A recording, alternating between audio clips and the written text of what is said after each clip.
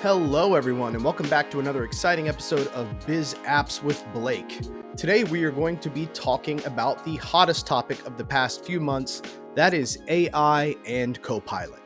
And the reason I'm creating this video today is because I was actually reading over the Power Apps blog that was just published yesterday. And one of the things that they mention in the Power Apps blog here is Copilot in Power Apps is now generally available. So I know that a lot of us have probably been trying these features since, I don't know, sometime in the past spring. But here we're seeing an announcement about general availability and some stats to back up why this is a good thing. They mention that makers who start building apps with Copilot are 64% more likely to be successful and 65% more satisfied with their overall experience. It mentions that it's available for all makers, regardless of license, and you can access that from the homepage or from the app creation page.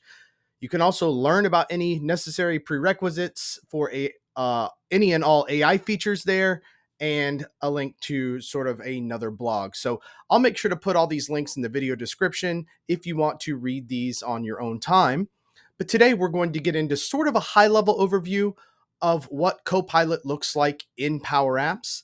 And this isn't going to be a very technical deep dive. I have peers in the industry who can give you a very deep technical dive because their job is deployment and development of these apps. That's not really what I do, but I can give you some inspiration for things that you may or may not have considered, and certainly encourage you to try out Copilot now that it's generally available. So what I've done here is I'm just logged into a demo account. And the first thing I actually tried to do was create an app. And when I did that, it mentioned that I didn't have permissions to create an app in the default environment. And it went ahead and created a developer environment for me. So this is also something that's relatively new and pretty cool because it's helping keep all of these sort of random apps that people might be trying to build out of that default environment, keeping them in a nice contained space. So kudos to Microsoft for creating that. Now, before we get into the actual Copilot features here, I want to just simply talk about all of the different ways, of course, that you can create an app in Power Apps. So we have the option to start with data. And as we see here, we might start with something from Excel or from an existing table in Dataverse. We might also use external data from SharePoint or SQL. So that's certainly one option, and it's a way many people have traditionally built these applications. You can also start with a page design, and as we see here, perhaps build a gallery connected to a table, again, the logo being Dataverse, so we'd be building that gallery connected to a Dataverse table, or external data. Again, we see SharePoint, Excel, and SQL as examples there. Blank canvases, views and forms, blank pages with navigation, or even an image or Figma file. This is really kind of another cool one if you haven't played around with it, where if I click here, they show you an example. I could take a hand-drawn or handwritten sort of visual concept for what I want my app to look like, and it can start to try and convert that from my hand-drawn image into an actual application. So pretty cool stuff there if you've not tried that. But again, we're going to stick to Copilot. And as we see here, right up here in the middle, there's a couple of options or a couple of ideas and inspirations available to us. They mention, hey, what do you want your app to collect, track, list, or manage?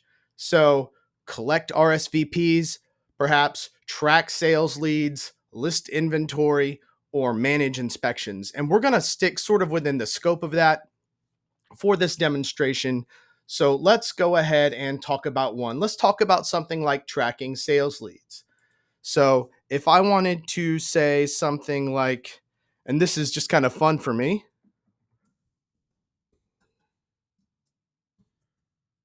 I wanted to build me something like D365 Sales Professional. And when I do that, it's creating a table for me. It works on that for just a minute.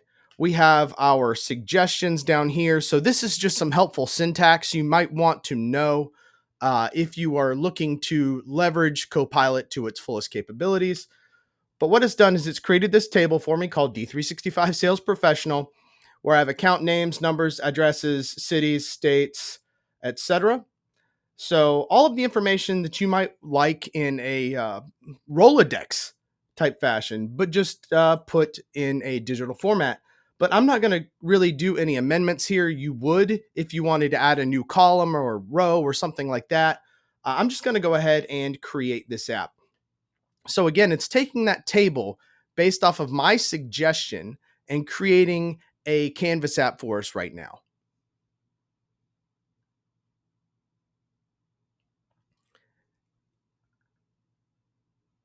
All right. And now that app is starting to come up here for us. As you see, sort of in the upper right hand area of the screen, that Copilot logo persists, which means I can continue to work with Copilot throughout this app development process. Sometimes you get what you want and sometimes you don't. I've tried to ask it to do more complex functions for me, and that's where you would really need to rely on having some background and being able to build Power Apps. Asking it to build a camera control for you or asking it to send an email to an employee supervisor without providing additional context, it doesn't really execute on those things very well. But we're going to wait for it to build out here, and it should just take a couple more seconds. And I'm not doing any pauses or breaks in this video. I want you to get an idea as to what this looks like in real time.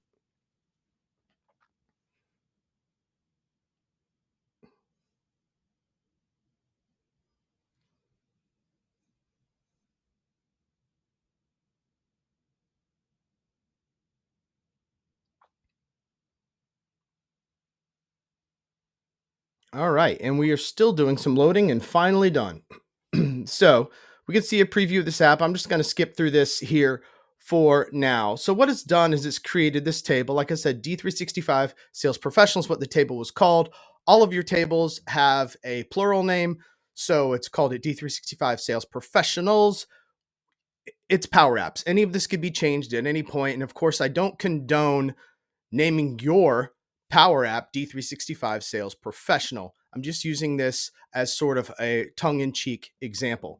However, we could continue to add stuff in here if we wanted, but let's take a quick preview at what we would have just off the bat. So I can preview this app right now, and we have all of these examples. And this, because this is sample data from a sample tenant, uh, all of this data already in here. So we would have all of these accounts and all of this information about these accounts. So I could easily edit some of that. I have a pencil up here that would allow me to edit that. So maybe they're not in New York, maybe they are in New Jersey or New Hampshire, somewhere else. I could change that, uh, edit that. I could also delete these. So this is kind of a fun, simple way, as you see, to be able to create a digital Rolodex for next to nothing and with next to no skill level required. You can do other fun things. It gives you some suggestions here. For example, maybe I wanted to add an email screen here. Let me get out of the preview.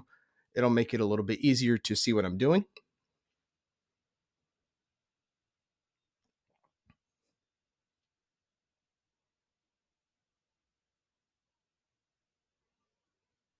All right. So what it's done is it's added a separate screen component to my Power App, and now I have this email functionality built in my Power App. It is not added a navigational element, as you see from main screen one to screen one where email is.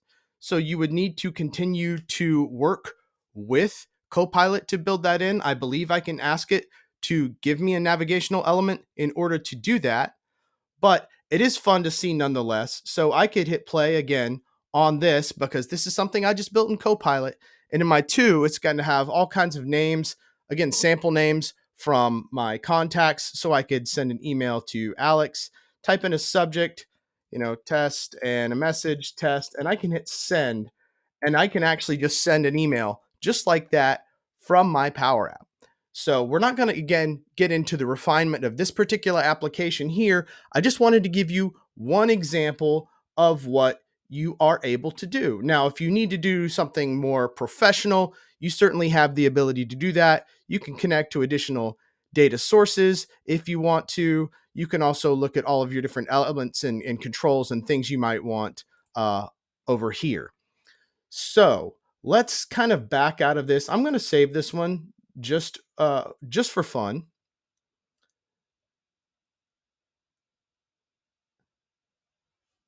And then as soon as that's done saving, we're going to back out and I'm just going to go over another quick, simple example that hopefully provides a little bit of inspiration for sort of how you might choose to use Copilot to start building an app. As I say in a lot of my sessions where I talk about Power Apps, hey, it's worth playing around with because you never know, you might just come up with something good.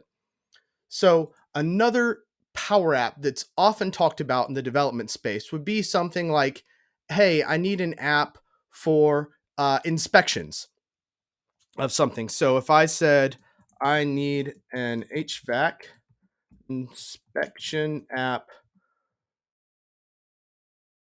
that can include photos, it's going to start to once again build out a table for me. And here we have so an inspection ID, an inspection date, what type of inspection, and a photo. But you know what helps is having the serial number of the unit. So I might say include a field for unit serial.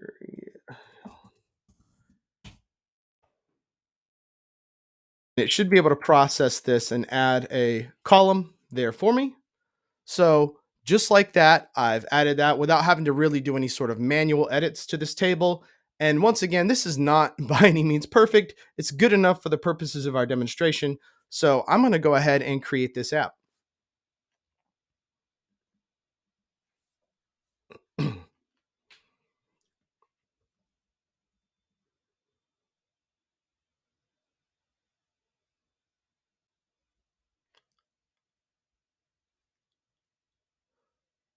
So once again, we see uh, Power Apps chugging along and making that for us.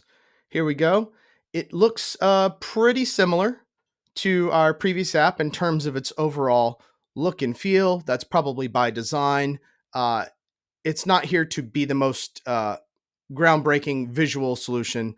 It's just here to get something sort of off the ground for you. And I think this really does fit the bill.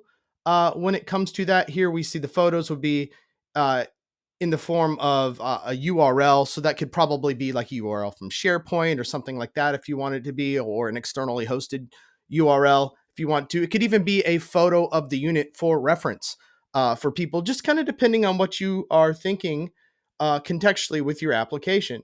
So once again, I can hit play and it's going to play out exactly like our previous one where I can navigate through these uh, examples. I can save in here. I could change dates, all that stuff if I want to. I could also say, hey, I don't like this one and delete it.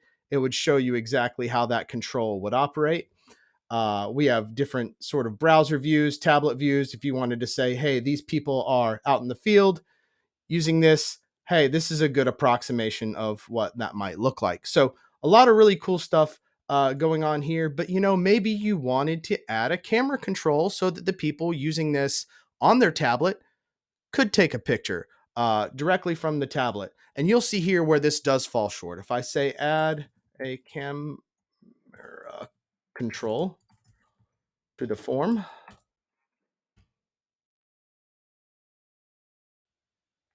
it will probably error out here. It has so far in my testing. So if it actually works here, I would be kind of surprised.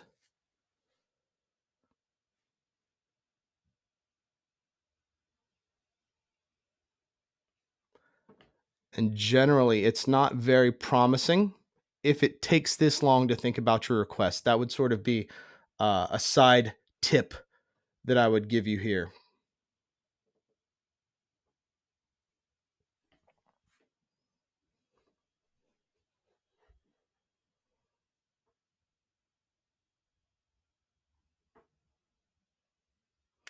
There we go. So it said something went wrong, and I could try changing the syntax a little bit. Instead of saying add a camera control to the form, I could say add a camera control to main screen one, something like that. It's not going to do it. So again, for some of these more advanced features, you're still going to be subject to having to be able to manually add those types of things in. So here, if I wanted to add a camera control, I would be able to do that manually. Let's get it back in here. There we go. So in doing that, I could save this, and technically, upon running this application, um, this would be able to use my device's camera to help me take pictures of HVAC units. Again, I've done this really sloppy. The goal is to give you some ideas and not build a complete app together. So, once again, backing out of this and showing you sort of one last way that you can access Copilot. So, maybe I am starting with data. Maybe I have an Excel file. Maybe I have an existing table within Dataverse that I want to work with. So, I'm just going to take the account table, similar to what we were working with before, because I know there's data there, and I'll create an app. And we'll see that had we chosen to do our super light CRM this way, it would have included probably more data than we would have wanted. And we would have ended up having to remove a lot of fields. So you'll find out why there's an advantage to Copilot in some of this.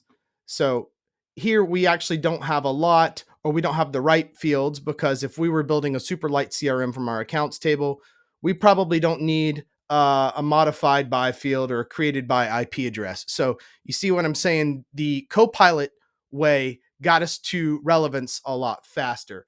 But once again, even if I'm building a Power App from existing data, like a Dataverse table or like Excel, that Copilot feature is still there and still very persistent for me. So I always have access to it. If I don't see it, I just need to click that logo to bring it up, and I can begin to engage with Copilot, my generative AI assistant, in order to help me build a better Power App. So that's all I really wanted to be able to show you all for today. I hope that you enjoyed this video. I hope that this inspires you to get out there and play around with some of these Power Apps. As you saw, I was doing all of this with a Microsoft 365 E5 license. I did not have any additional licensing. I did not require any additional licensing for any of the things that I demoed here for you today. If you like the video, please give it a big thumbs up. If you have any questions or comments, please leave those in the comments section below. Thank you so much, and I will see you in the next one. Take care.